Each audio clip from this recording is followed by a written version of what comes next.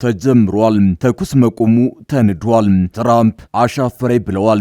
እግረኛ ጦራቸው ሆርሙዝ ሰርጥ ደርሷል። ግብ በይፋ ሲጀመር የሚሳኤል ውጊያ ወደ እግረኛ ጦር ውጊያ ሊቀየር ተቃርቧል። በዚህ ሁሉ መሃል የእስራኤል ቦምብ ድብደባ የቀጠለ ሲሆን ኔታንያሁ ትራምፕ ሆርሙዝን ለመዝጋት የወሰኑትን ውሳኔም ደግፈዋል። በእርግጥም ይህ የሶስተኛው የዓለም ጦርነት መባቻ ነው። አሜሪካ በሆርሙዝ ሰርጥ ላይ የፈጸመችው ሌሎች የኢራን ወደቦችንም የሚያካትት ከበባ ነው።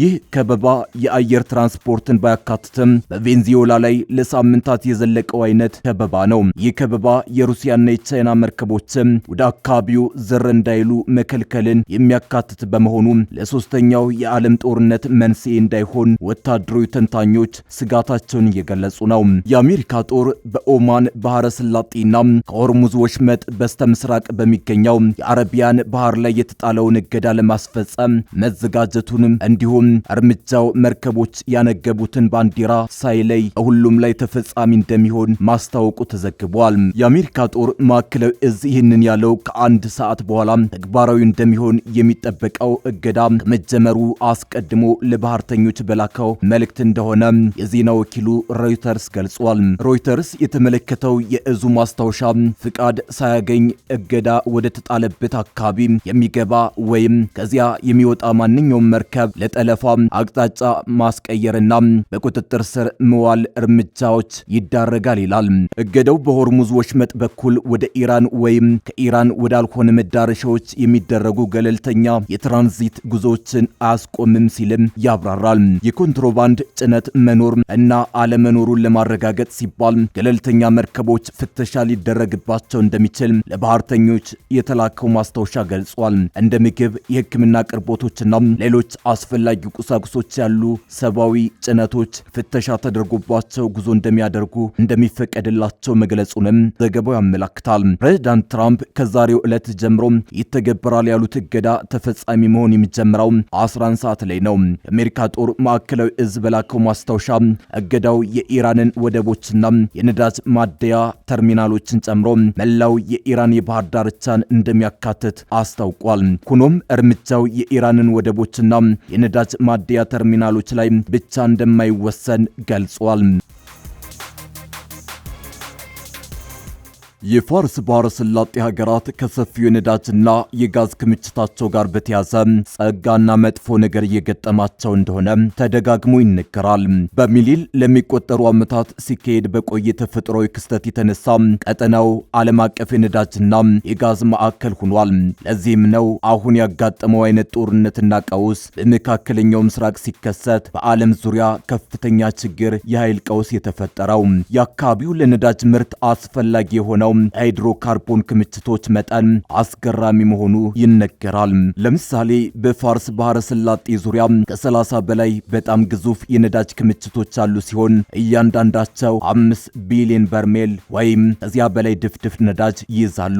በአካባቢው ያሉት ጉድጓዶች በሰሜን ባህርና ሩሲያ ውስጥ ካሉት ምርጥ ጉድጓዶች አንጻር ሲታዩ በቀን ከ2 እስከ 5 እጥፍ የሚበልጥ ነዳጅ ዘይት ያመርታሉ። ዘመናዊው የጂኦ ሳይንስ ጥናት አንድን ክልል በነዳጅ በለጸገ እንዲሆን የሚያደርጉ በርካታ ቁልፍ ነገሮችን ለይቶ ያሳውቃል። ከእነዚህም መካከል ሃይድሮካርቦኖችን ማመንጨትና የማቆየት ችሎታን ያካትታል። በፋርስ ባህረ ሰላጤ ክልል ውስጥ እነዚህ ቁልፍ ምክንያቶች በጣም ጥሩ ወይም በከፍተኛ ደረጃ ላይ ይገኛሉ። በከፍተኛ ክምችቶችና ለማምረት ቀላል በመሆኑ ምክንያት የፋርስ ባህረ ሰላጤ ክልል ቀዳሚው ሆኗል። ሰዎች በአካባቢው ሃይድሮካርቦን መኖሩን ያውቁ የነበረው ከ14000 እስከ 6000 ዓመታት በፊት ነበር። በብዙ አካባቢዎች በወንዞችና በሸለቆች ላይ የተፈጥሮ ዘይትና ጋዝ መፍሰሱ የተለመደ ነው። ከክርስቶስ ልደት በፊት በሺዎች ከሚቆጠሩ ዓመታት በፊት ሰዎች ለመርከቦች የውሃ መከላከያና ሌሎችንም ነገሮች ለመስራት የከባድ ነዳጅ አይነት የሆነውን ሬንጅን ይጠቀሙ ነበር። የመጀመሪያው ዘመናዊ ነዳጅ የተገኘው በ1908 በምዕራብ ኢራን በሚገኝ ታዋቂ የፍሳሽ ቆሻሽ ማስወገጃ ቦታ ላይ ነው። የነዳጅ እና የጋዝ ፍለጋ ፈጣን በሆነ ሁኔታ በተስፋፋበት በ1950ዎቹና በ1960ዎቹ በዓለም ላይ ከፍተኛው ነዳጅና ጋዝ በአካባቢው እንደሚኖር ግልጽ መሆን ጀመረ። እንደ ሩሲያዋ ምዕራባዊ ሳይቤሪያ እንዲሁም በቅርቡ ደግሞ በዩናይትድ ስቴትስ ውስጥ እንደሚገኘው የፐርሚያን ተፋሰስ ባሉ አካባቢዎች ከፍተኛ መጠን ያለው ነዳጅና ጋዝ ቢገኝም ግን በፋርስ ባህረ ሰላጤ ውስጥ ካለው የክምችት መጠን ጋር አይወዳደርም። በምርት ደረጃ የሚወዳደር አይደለም። የፋርስ ባህረ ሰላጤ ክልል ሁለት የቴክቶኒክ አለቶች የሚገኙበት ቦታ ነው። እነዚህም በደቡብ ምስራቅ ያለው የአረብ አለትና በምስራቅና በሰሜን ያለው የዩሪ ኤሽያ አለት ናቸው። ይህ ግጭት ለ35 ሚሊዮን ዓመታት ያህል ሲከሰት የቆየ ሲሆን የድንጋይ ንብርብሮቹ ታጥፈው በመሰባበርና በጥልቀት በሚከሰቱ የሙቀትና ግፊት የሚለዋወጡበት ሁኔታ ተከስቷል። የጂኦሎጂካል ወይም ደግሞ ስነ ምድራዊ ባህሪያቱ በባህረ ሰላጤው ሁለት ጎኖች መካከል በእጅጉ ይለያያሉ። በኢራን በኩል የዛግሮስ የተራራ ክልል ከኦማን ባህረ ሰላጤ እስከ ቱርክ ድንበር ድረስ 1800 ኪሎ ሜትር ይረዝማል። በባህረ ሰላጤው የአረቢያ የባህር ዳርቻ ላይ ተመሳሳይነት፣ መተጣጠፍና መሰባበር አልተከሰተም። በአንጻሩ የግጭቱ ኃይል ቤዝመንት ሮክ በመባል የሚታወቀውን ጠንካራና ጥልቅ ድንጋይ ፈጥሯል። ይህም በመቶዎች የሚቆጠሩ ካሬ ኪሎ ሜትሮች የሚዘልቁ ግዙፍ የአለት መዋቅሮችን ፈጥሯል። ፋርስ ባህረ ሰላጤ በታች ዛግሮስ ተራሮች በተሸረሸረ ደለል የተሞላ ነው። በጥልቀትም ለነዳጅና ጋዝ መፈጠር አስፈላጊ ለሆኑ ከፍተኛ ሙቀትና ጫና አለ። በአጭሩ የሃይድሮካርቦኖችን በሰፊው ለማምረትና ለማከማቸት በጣም ጥሩ አካባቢ ነው። ድፍድፍ ነዳጅና ጋዝ የሚሰሩት የባህር ዞብላ ኒክተንና ፍቶብላ ኒክተን ካሉ ተፈጥሯዊ ቁሶች ነው። በመጀመሪያ ላይ የሚገኙት በሼል በጭቃ ውስጥ ባለው የኖራ ድንጋይና ለከፍተኛ ሙቀትና ግፊት በተጋለጡ ሌሎች አለቶች ላይ ነው። አለቶቹ ቢያንስ 2% ተፈጥሯዊ ቁሶችን ሲይዙ ለነዳጅና ለጋዝ ምርት ከፍተኛ ጥራት እንዳላቸው ይነገራል። የባህረ ሰላጤው ክልል ከፍተኛ ቁጥር ባላቸው በእነዚህ የአለት ንብርብሮች የታደለ ነው። አንዳንዶች ወፍራም እና በተፈጥሯዊ የበለጸጉ ናቸው። ከ200 እስከ 145 ሚሊዮን ዓመታት በፊት በጁራሲክ ዘመን የተፈጠሩ በአረቢያ ባህረ ሰላጤ ዳርቻ ላይ የሚገኙት የሃኒፋና የተዋይቅ ተራራ መሰረቶችና ከ145 እስከ 66 ሚሊዮን ዓመታት በፊት በክሪስታሲየስ ዘመን የተፈጠረው በኢራን የሚገኘው የካዝ ዱሚ መሰረት ጥሩ ምሳሌዎች ናቸው። እነዚህ አለቶች ከ1% እስከ 13% ተፈጥሯዊ ይዘት ያላቸው ሲሆን በአንዳንድ ቦታዎች ደግሞ ቁጥሩ ከፍ ይላል። የክልሉ የታጠፉና የተሰበሩ የአለት ንብርብሮች ሃይድሮ ካርቦኖችን ለመያዝ የተመቹ ናቸው። በጂኦሎጂስቶች ዘንድ ታዋቂ ከሆኑት ተራሮች አንዱ በሆነው በዛግሮስ በመቶ ቢሊዮን የሚቆጠሩ በርሜል ነዳጅና ኪዩቢክ ሜትር ጋዝ ይዟል።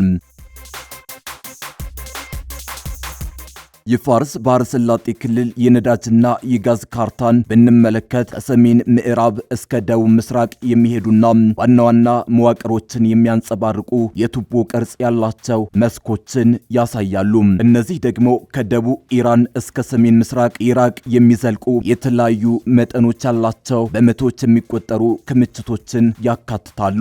በአረቢያ አለት ላይ ትላልቅ ጉልላት መሰል መዋቅሮች መፈጠሩ ከፍተኛ መጠን ያለው የነዳጅና የጋዝ ክምችትን ፈጥሯል። እነዚህም አንዱ በዓለም ላይ ትልቁ የሆነውን የነዳጅ ክምችት ያዘውንና ከ70 ቢሊዮን በርሜል በላይ ድፍድፍ ነዳጅ የሚያመርተውን ሳውዲ አረቢያ ውስጥ ያለውን የጋዋር የነዳጅ መስክ ያካትታል። የደቡብ ፓርስ ሰሜን ዶም የተፈጥሮ ጋዝ መስክ በበኩሉ በኢራንና በኳታር መካከል የሚገኝ ሲሆን በትንሹ 46 ቢሊዮን ኪዩቢክ ሜትር ጋዝ ሊያመነጭ ይችላል።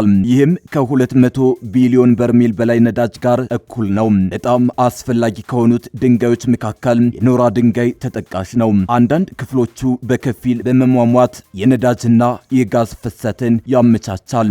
በዛግሮስ በፈሳሽ አለት ግጭት ምክንያት በሚከሰቱ ጥፋቶችና ክፍተቶች ምክንያት በሚፈጠሩ ቀዳዳዎች ውስጥ ይፈሳል። በሳውዲ አረቢያ በገዋር መስክ ውስጥ ባለው የአረብ ዲ ማጠራቀሚያና በርካታ የዛግሮስ አካባቢዎች አስማሪ የኖራ ድንጋይ ባሉ ቦታዎች እነዚህ ከፍተኛ ጥራት ያላቸው የነዳጅ ማከማቻ ድንጋዮች በመቶዎችና በሺዎች የሚቆጠሩ ካሬ ኪሎ ሜትሮች ሰፊ ቦታዎችን ይሸፍናሉ። በዓለም ላይ እንደዚህ ያለ መጠን ያለው ቦታ የለም። ይህም የፋርስ ባህረ ሰላጤ ያለውን ልዩ የፔትሮሊየም ጂኦሎጂ ያሳያል። በእነዚህ ምክንያቶች ግማሽ ያሉ የዓለም የነዳጅ ክምችትና 40 በመቶ የሚሆነው ጋዝ 3 በመቶ በሚሆነው በዚህ ምድራችን ክፍል ውስጥ እንዲገኝ አድርጎታል። የዩናይትድ ስቴትስ የጂኦሎጂካል ሰርቬይ ግምገማዎች እንደሚያሳዩት ከአንድ ምዕተ ዓመት በላይ ከዘለቀው የቁፋሮና የምርት ሂደት በኋላ በፋርስ ባህረ ሰላጤ ክልል ውስጥ አሁንም ትላልቅ የነዳጅና የጋዝ ክምችቶች አሉ። ኤጀንሲው ቀደም ሲል በአውሮፓውያኑ 2012 የአረቢያ ባህረ ገብ መሬትና የዛግሮስ ተራሮችን ባጠናበት ሪፖርቱ አሁን ከተገኙት በተጨማሪም እስከ 86 ቢሊዮን በርሜል ዘይትና 9.5 ትሪሊየን ኪዩቢክ ሜትር ጋዝ በድንጋዮች ውስጥ ሊኖር እንደሚችል ገምቷል። በአውሮፓውያኑ 2000ዎቹና 2010 በአሜሪካ በተዋወቁት አዳዲስ ነዳጅ የማውጫ ቴክኒኮች ተጨማሪ ድፍድፍ ዘይትና ጋዝ ማምረት ይቻላል። ሳውዲ አረቢያና የተባበሩት አረብ ኤሚሬትስ እነዚህን ቴክኒኮች እየሞከሩ ነው። ምን ያህል ስኬታማ እንደሆኑ ለማወቅ ጊዜው ገና ቢሆንም ግን ጥናቶች እንደሚያመላክቱት ቴክኒኩ የበለጠ ምርት ማመንጨት ያስችላል።